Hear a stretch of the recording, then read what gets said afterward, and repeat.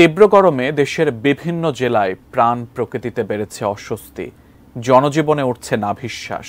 ঠিক সেরকম একটা সময়ে চোখ রাঙাচ্ছে ঘূর্ণিঝড় রেমাল। আশঙ্কা করা হচ্ছে চলতি মাসের শেষ দিকে দেশের উপকূলে আছড়ে পড়তে পারে এই ঘূর্ণিঝড়টি, যা আইলার চেয়েও ভয়ঙ্কর হতে পারে। শঙ্কা আবহাওয়াবিদদের। ঘূর্ণিঝড় রেমাল নিয়ে আরও জানাচ্ছেন সহকর্মী শেখ ফরিদ। তাপপ্রবাহের মধ্যেও চোখ রাঙানি দিচ্ছে ঘূর্ণিঝড় রেমাল। আশঙ্কা করা হচ্ছে আইলা এবং আমপানের মতো ক্ষতি হতে পারে রেমালে। 25 মের পর যে কোনো সময় আছড়ে পড়তে পারে ঘূর্ণিঝড়টি। আবহাওয়া অধিদপ্তরের ইঙ্গিত, ঘূর্ণিঝড়টি পশ্চিমবঙ্গ ও বাংলাদেশে আঘাত আনতে পারে।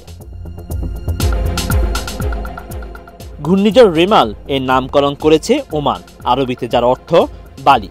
এবার ঘূর্ণিঝড়টি কতটা ভয়াবহ হবে তা স্পষ্ট করেছে আবহাওয়া বিভাগ। তারা জানায়, ঘূর্ণিঝড় তৈরি হতে সাগরে 50 মিটার গভীর পর্যন্ত ন্যূনতম তাপমাত্রা থাকতে হয় 26.5 ডিগ্রি সেলসিয়াস। কিন্তু সাগরের পানির বর্তমান তাপমাত্রা রয়েছে 30 থেকে 31 ডিগ্রি সেলসিয়াসের কাছাকাছি, যা শক্তিশালী ঘূর্ণিঝড় তৈরির জন্য যথেষ্ট। সংস্থাটি বলছে, বঙ্গোপসাগর তো বটেই, চলতি মাসে আরব সাগরেও একটি নিম্নচাপ তৈরির সম্ভাবনা রয়েছে। আগামী 22 মে আরব সাগর এবং 23 মে বঙ্গোপসাগরে নিম্নচাপ তৈরি হতে পারে। কারণ নিম্নচাপের শক্তি বৃদ্ধির জন্য যে শর্তগুলো রয়েছে তার মধ্যে প্রায় সব শর্তই বিরাজমান রয়েছে। ভারতের আবহাওয়া অধিদপ্তর জানায়, আগামী 23 মে দক্ষিণ পূর্ব বঙ্গোপসাগর ও সংলগ্ন আন্দামান সাগরে একটি নিম্নচাপ তৈরি হতে পারে, যা 24 মের পরে গভীর নিম্নচাপে পরিণত হওয়ার সম্ভাবনা রয়েছে। পরে সেটি আরও শক্তিশালী হয়ে উঠতে পারে, যা এগিয়ে যেতে পারে উত্তর ও উত্তর পূর্ব দিকে। আর 25 মে সন্ধ্যার পর ঘূর্ণিঝড়টি পশ্চিমবঙ্গ বা বাংলাদেশের দিকে এগিয়ে আসতে পারে।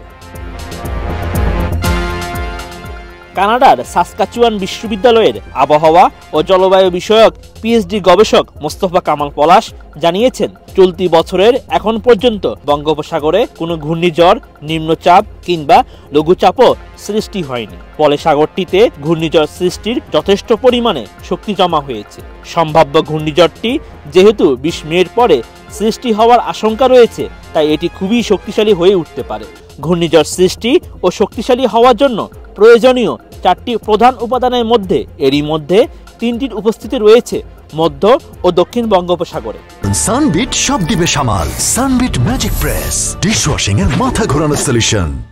বিভিন্ন আবহাওয়া মডেল বিশ্লেষণ করে এই গবেষক জানান, ঘূর্ণিঝড় রেমাল যদি ভারতের অন্ধ্রপ্রদেশ ও উড়িষ্যা রাজ্যের মধ্যবর্তী উপকূলে আঘাত করে, তবে স্থলভাগে আঘাতের সম্ভাব্য সময় হবে 25 মে সন্ধ্যার পর থেকে 26 মে সন্ধ্যার মধ্যে।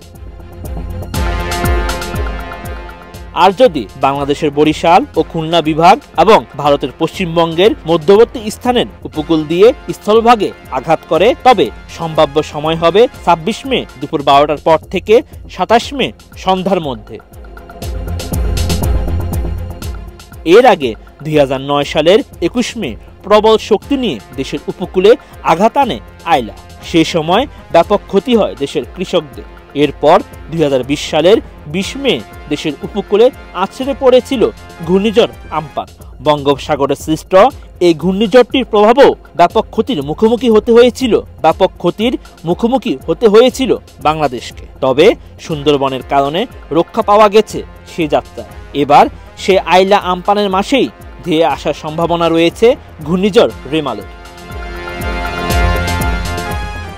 Sheikh Farid, ATN news.